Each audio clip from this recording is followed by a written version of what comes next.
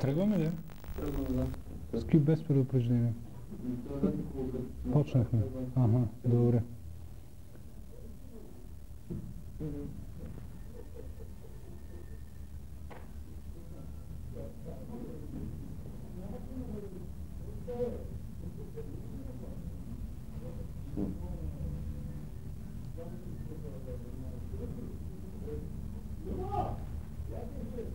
Проба.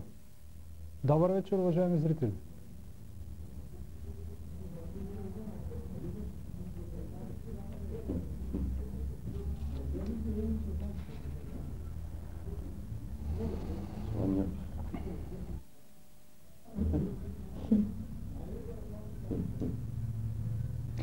Здравейте, уважаеми зрители, аз съм Любо Перчемлиев и ще водя предаването, което сега започва. То се казва Рефлексии. Защо рефлексии? След малко. Нека сега да видим кои са спонсорите за по-малко от минута, на които дължим започването на това предаване.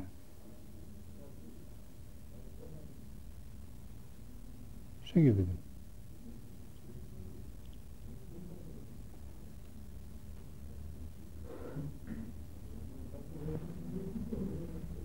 Там ги пускате, но не са готови. Сега черно ли стои?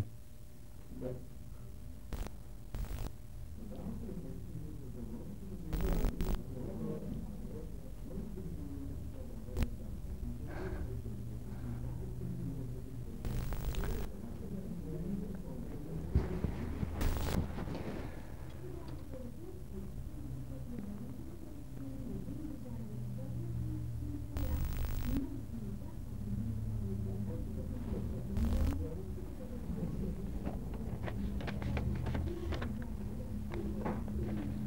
Много известно българско стихотворение, 3 карти на късмета госпожа Георгиева. Тази, това е най-хубавата карта, сега ще пада подсказване. Жокер от Таперджинс. Госпожа Георгиева, това е стихотворение на Пейо Яворов. Няма повече жокери за тази дума. За това стихотворение, 3 карти на късмета. Тази, това е двойка. Значи едно изключително известно стихотворение на Яворов. Букви. Цялата хоризонтална, да, с звездичките. Да. От В2 до края на жълтите карти, до В14. До 13, прощай. А има на В8, друго А няма. Още една буква.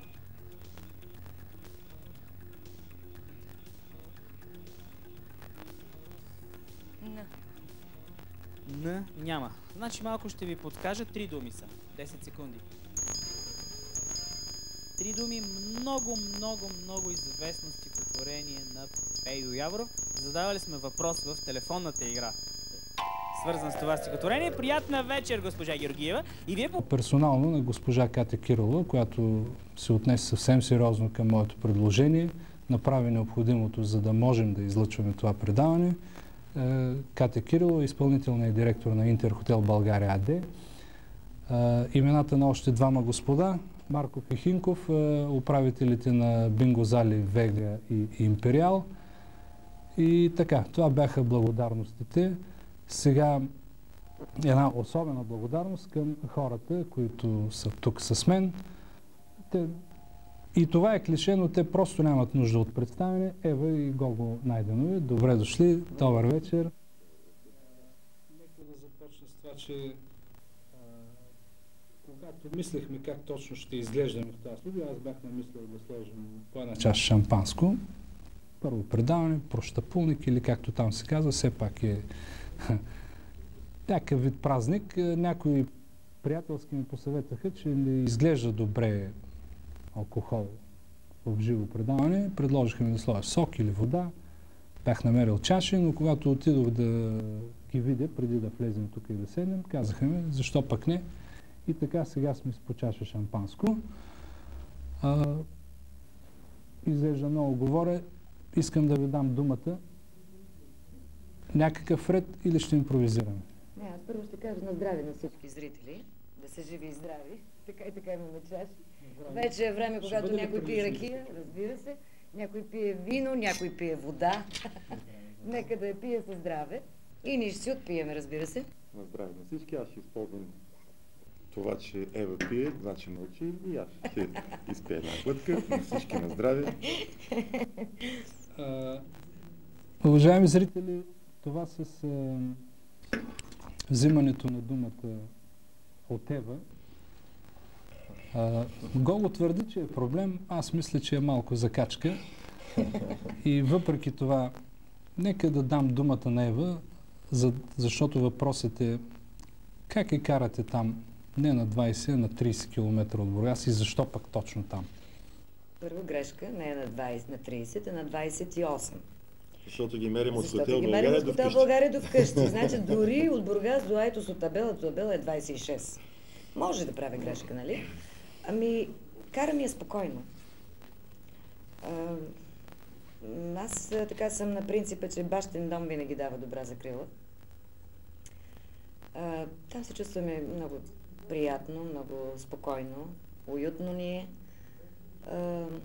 Много е тихо и така Гого може да се твори неговите песни, да чете по цял ден стихове, а аз да се занимавам с моите си глупости, като всяка една домакиня, когато се вкъщи. Ти каза бащин дом. Уважаеми зрители, говорим си на ти, защото действително сме стари познати, то по-нататък ще стане дума. Каза бащин дом, но в такъв случай Гого е там като заврянзет или нов дом? Не, той е и нов и стар дом. Поканен. Той е поканен, обаче трябва да ти кажа, има една че разлика. Струва ми се, че аз съм снахата там, така ми се струва. Една малка разлика, нали? Завряния зет, мястото му е между вратата и фикуса, да не духа на фикуса. Обаче при мен не е така. Нали? Тук малко нещата са разменени. На ветровитото място е Ева. Тя обира ветровети, а пък сме в Айтос. Така, Айтос, какво е Айтос? Защо сме в Айтос? Ами защото това е новият център за отглеждане на бургазлии. Айтос. Така, като тамагочета се наотглеждат. И аз мисля, че това е едно хубаво, спокойно място за отглеждане на бургазлии на малко по-чист въздух. Хубаво. То значи трябва да помислим по въпроса. Има много, които са помислили преди хора, тебе, да. Преди тебе са помислили много други. Ще си запиша после да помисля по този въпрос. Да. Сега да ви кажа, онзи ден вече знаех, нали, че вие ще сте гости на Рефлекси. Казах на един познат, почва много предаване в ЕРН и гости ще ми бъдат Ева и Гого. И той малко е хидно наистина, каза, и какво ще си говорите за любов ли? Ми каза, защо пък да не си говорим за любов? Според аз, в тези трудни времена, това е излишно да говорим колко са трудни, за икономически ситуации и други такива. Има ли място за любов? Не само при младите, при тях е ясно. Твой приятел, вероятно, така, няма много наблюдение върху нас, защото не би казал, че ще си говорим за любов, ако не познаваш по-добре. Ние пееме само любовни песни, но за любов не си говорим. Само. Значи, така или иначе... Не, любовта е движещото нещо в света. И за нея трябва да се говори ежедневно. Не говоря само за любов между мъж и жена, между майка и дете, говоря за любовта.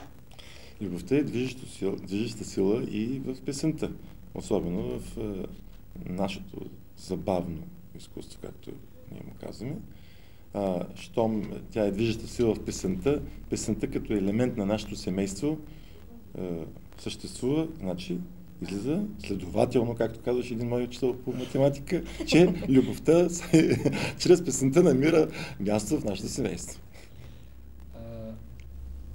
Менеджера на EMI ще погледна, за да не му бъркам името, Джо Голст, който е бил скоро в България, в София, казва в едно интервю в един вестник, българите са славяни, топлокръвни, обичат да се веселят и обичат музиката. Казал го е по повод въпроса дали ще лансира български имена в EMI. Какви са българите, според вас, които сте ходили доста и на запад, и на север? И ако преди сме били много топлокръвни българите, а не българките, са били разнасени на запад, като да не казвам, всичко е ясно, дали и сега е така, според вас? Аз ли съм първи този път? Може. Побързи, защото като ти взема думата и край. Разлика скоро време, сигурен съм, че няма да има между нас и за тези, за които трябва да говорим. Много просто. Когато достигнем тяхното икономическо състояние, когато достигнем тяхната икономическа сигурност, говоря за икономическата сигурност на обикновените хора, ще успеем и да се веселим като тях. Напоследък нашата веселба е малко тъжна веселба и не случайно така веселбата ни повече отива към чалгата. Какво имам предвид? Гледаме се така изведнъж да се освободим от всичката натрупана отрицателно акумулирана енергия и да дигнем ръцете и да защракаме с пръсти. Така че сигурен съм, че след около 10 на години ние сме така по форсажите българите, обичаме да атакуваме, да щурмуваме така в последния момент, така че съм сигурен, че до 10 години ще успеем вече да се веселим като тях. Гого, знаеш, че ти сега обясни. Аз съм мислил, но не бях стигнал до такова заключение, как така се появи тая чалга, откъде изплува и как назаля от всякъде. А то било, защото блъскаме и сядаме вечер. Да. Но няма нищо лошо в това. Стига, разбира се, така наречения поп-фолк, да замислят малко за по-съдържателни и по-така възпитани текстове. Защото в край на краища тези текстове ги пеят и нашите деца, които са сега подрастващи. Не мисля, че звучи много добре в устата на малко дете. Не искам да цитирам реплика, на мен ми е неудобно. Да. Що се отнася за господина, който каза преди малко, който е от Запад, може би имал нещо друго предвид, като е говорил за, че ние сме много певческа нация и темпераментна. Да, има нещо такова. И на Запад, и на Север, и на така, и по-на Запад. Изглежда има нещо в нас самите, но мисля, че не е само при българите, това е в нашето разположение тук, което е изразено като физика, като движение просто. Ние сме много емоционални, силно изразяваме емоциите си и това тя ги шашка. Те казват, изведнъж нещо се раздвижва, докато при тях нещата са по-плавни. Ние сме по-експанзивни. И точно може би това ги... Бързаме, защото нямаме време. Да, това ги силно впечатлява. Дори когато се движим, просто по някакъв начин се личи, че някаква енергия строи от нас. Ами, много красиво говориш, бе. Аз не знаех, че можеш така. Не искам да робим с тая тема за поп-фолка, но представете си, че Бургаски вечери прозвучи в стил поп-фолк. Тя почти прозвуча. Понеже закачаш една такава тема, непрекъснато ме питат, защо му позволявате на този да пее Бургаски вечер? Всеки може да си я пее, всеки. Разбира се, нали, за това е песента, всеки, що му харесва тази песен, да си я пее. Могат да я пеят във всеки ресторант, във всеки дом.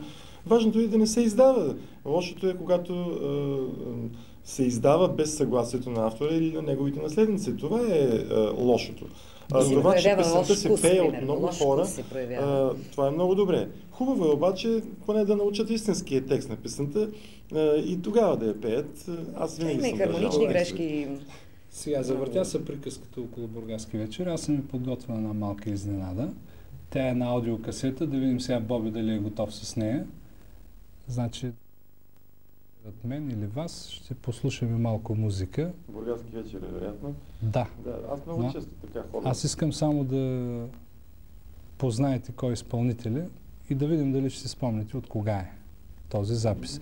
Значи, уважаеми зрители, запис е направен на един стар репортерски касетофон от преди няколко години. Касетофонът беше National Panasonic, обаче сега ще чуете запис, надявам се. Само National. Петьо! Петър Генчев!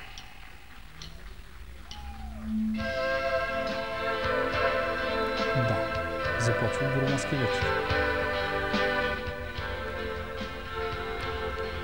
Дали може малко по-силно да го чуем? Бургаски вечер. Как мога да не познае кой е?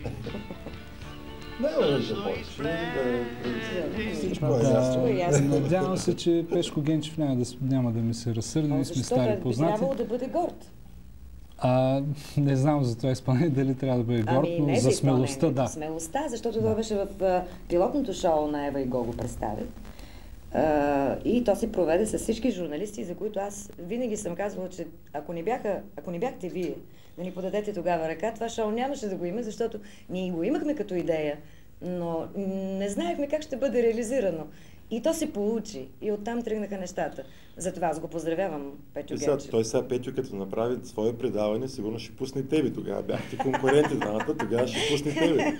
Тогава, но то беше малко шега, а пък после колко хубаво стана. Да, стана, вярно. Обаче спря. Спря. И сега? Спряха кранчето. Сега го чакаме да тръгне.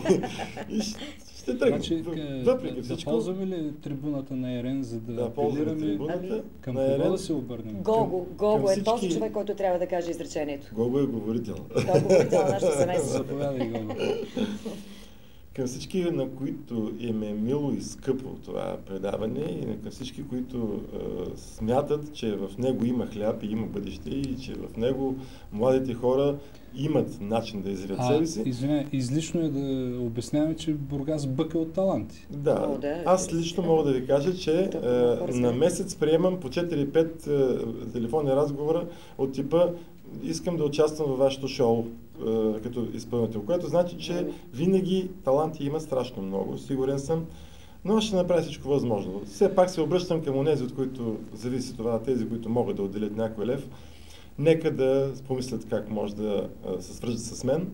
Не е толкова трудно. Хотел България, всеки ще ви каже къде съм. Така, сега понеже 8 без 8, времето лети бързо, когато има такива приятни събеседници. Трябва да пуснем още веднъж рекламния клип, така е оговорката. Тоест, рекламния клип на нашите спонсори, след което, уважаеми зрители, 22073 или 22073 имате думата. След минута. Значи можем да се опитаме. Новите телефони на Интерхотел България са 842610 и 840436. За вашият успешен бизнес и пълноценна почивка Интерхотел България.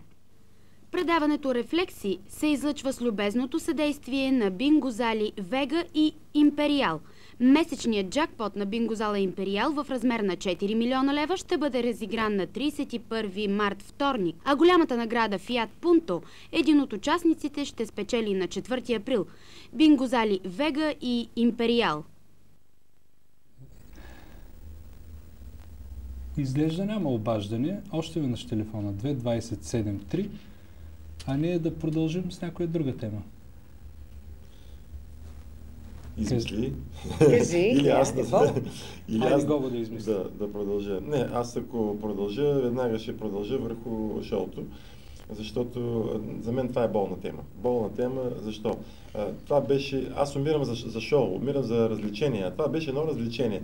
Много пъти ми се обаждаха вкъщи и ми казаха: благодарим ви от все сърце, че правите това нещо, защото ние нямаме толкова пари, за да дойдем, примерно, в ресторант в България, но го виждаме по телевизията, виждаме и това е едно развлечение. Освен това, днеска четах отново във вестника, че едва ли в скоро време първа и втора програма ще се гледат. Аз, доколкото знам, тия в Бургас вече все по-малко се гледат. Така че да се създаде едно хубаво бургаско нещо, което ще бъде атрактивно, естествено да се занимава с нашите проблеми, с бургаските проблеми, а защо не пък и да излезе в националния ефир. И ти говориш жестоко, просто ви завиждам. Сега на телефона има зрител. Можем ли да му чуем гласа? Добър вечер. Добър вечер. Сега ще намаля телевизора, тъй като ви гледам. Чувате ли ме добре? Да. За сега идеално.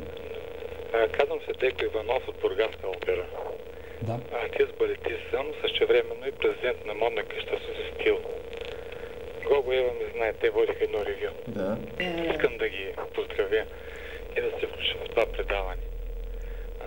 Също ми е болно за изкуството и става въпрос за чалгата. Чалгата, това е живота, който живеем, това е музиката. Просто е беден. Да. Жалък живот, това не е музиката. И сега това, което ние сме артисти трябва да направим, трябва да помогнем по всякакъв начин да консумираме по-добра храна, духовна, по-добри тоалети и по-добро изкуство. Всичко трябва да стане по-добро. Аз отдавна имам една мечта, може би с бизнесмени, заедно с артисти, да направим нещо като бургаско вариете, където човек и семейство и приятели да се съберат, да могат да отидат да консумират всичко качествено. Имам един призив, може би, да се събереме тези, които имат добро желание. С най-голямо удоволствие. Да. Аз искам, прекрасно. Ако сте свършили... Да си жив и здрав, тъй като не мога да ви чувам, а сега ще усила телевизора. Да. Благодаря за обаждането. Между другото, исках да кажа нещо много важно. И начина, по който човек може или ние можем да противодействаме срещу нахлуващата чалга, аз не говоря за поп-фолк, говоря за чалгата и за отрицателното въздействие, което тя оказва, не да я забраним, не да я плюеме, а ние да създадем песни и да създадем изкуство, което младите ще искат и ще го предпочитат пред чалгата. Това е истината. Друга истина просто няма. Не трябва да се забранява нещо, защото това е неправилно. Сега слушам пак за тая чалга и за тая хубава музика, която би трябвало да дойде от някъде или някой да я направи, или някой да я запее. И се сещам за едно име, което се появи за първи път във вашето шоу. Тя вече е достатъчно известна и също няма нужда от дълго обяснение. Сигурен съм, че ще я поканиш. Димитрова, разбира се. Тя сигурно ще бъде тук в това студио, на тази маса. Ще видим кога. Но чух или някъде беше написано, че сте пеели песен Ева Найденова и Тони Димитрова. Ами да, има такова нещо. Тя в момента е записана само така примерно. Песента е на Гого. Текстът е на ваша колежка от Радио Южен бряг, Елка Василева. Да, много хубав текст. Това е стихотворение, не е текст. Не, текстът е стихотворение, точно така. Ами Гого изведнъж реши, че просто много добре би се получило и действително после Дионов се ми установи, но има малки промени, които трябва да направим.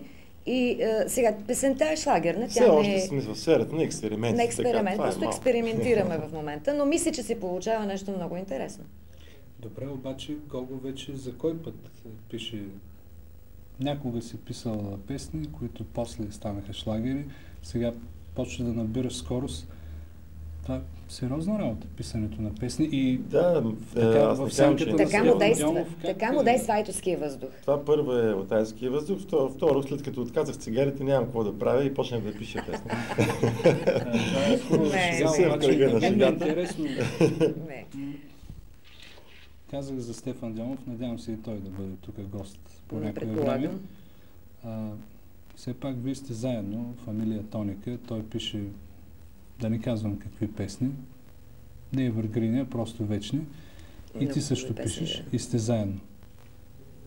Това нищо не пречи, напротив, той само когато напиша нещо или когато направя нещо, първата работа е да отида при Дионов и да му го пусне и да му го изпея, както и направих с тези две нови песни, които съм написал, за да чуе неговото мнение, мнението на специалиста. Защото аз още един път казвам, не се отнасям, не се взимам на сериозно като композитор, като изпълнител се взимам на сериозно. Мисля, че съм такъв. Но пиша, защото усещам вътрешна необходимост. Пиша или композирам песен, защото ми създава, това е удоволствие, това е моята професия. А ако станат хубави, чудесно. Защо не? Вече две от тях спечелиха първите, не първи, големи награди. Вече не знам как да ги кажа. Големи проблеми имаше около този така наречен конкурс песен за Бургас и морето. Не се знае кой е първи.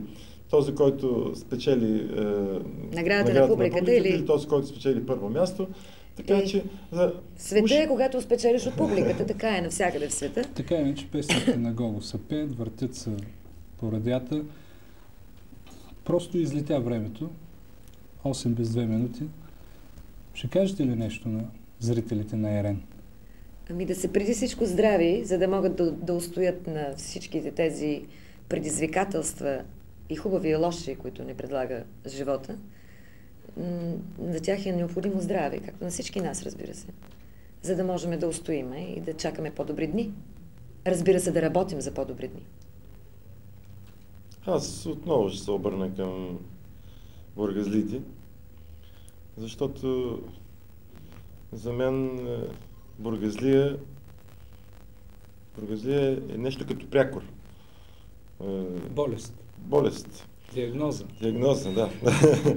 Така че, скъпи приятели, бургазли, ако ние сами не се запретнем и да си направим града такъв, какъвто искаме да бъде, никой друг няма да ни го направи. Напротив, всячески ще се помъчат да ни попречат да го направим. Затова, ако ние се запретнем и не си го направим и да покажем за кой ли 100-тен път на цяла България, че Бургас е нещо много повече от другите градове, искаме се да завърши с една фраза на Хемингуей. Град без море е провинция. И винаги казва да му мислят софиянци. Това го казваме сега. Да му мислят софиянци. Хубав финал. Уважаеми зрители, преди да се разделим, още веднъж нашите спонсори. Предаването Рефлекси се излъчва с благородното съдействие на Интерхотел България АД. Новите телефони на Интерхотел България са 84-2610 и 840436. За вашият успешен бизнес и пълноценна почивка Интерхотел България. Предаването Рефлекси се излъчва с любезното съдействие на Бинго зали Вега и Империал. Месечният джакпот на Бинго зала Империал в размер на 4 милиона лева ще бъде разигран на 31 март вторник, а голямата награда Фиат Пунто един от участниците ще спечели на 4 април. Бинго зали Вега и Империал. Това беше за тази вечер, уважаеми зрители. Това бяха първите рефлекси, първото предаване в ЕРН телевизия. Искам да благодаря на Ева и на Гого за това, че дойдоха тук, оставиха си работата, която ги чакате. Аз съм сигурен, че ще си я свършат както трябва. Ще се видим отново другата седмица. Предаването ще се излъчва 2 или 3 пъти, може някой път да е 4 пъти в седмица, някой път може да е само веднъж. Зависи от вас, зависи от събитията, зависи от това какви хора са на разположение. Не бяхте много активни тази вечер с телефона, аз пак ще ви го кажа 227-3. Още половин час сега, след като свърши предаването, ще бъда на този телефон, за да видим какво ви е харесало, какво не ви е харесало. Можете да ми кажете всичко, надявам се, че няма да псувате. Благодаря ви за вниманието, желая ви топли събота и неделя и успешна нова седмица. Довиждане!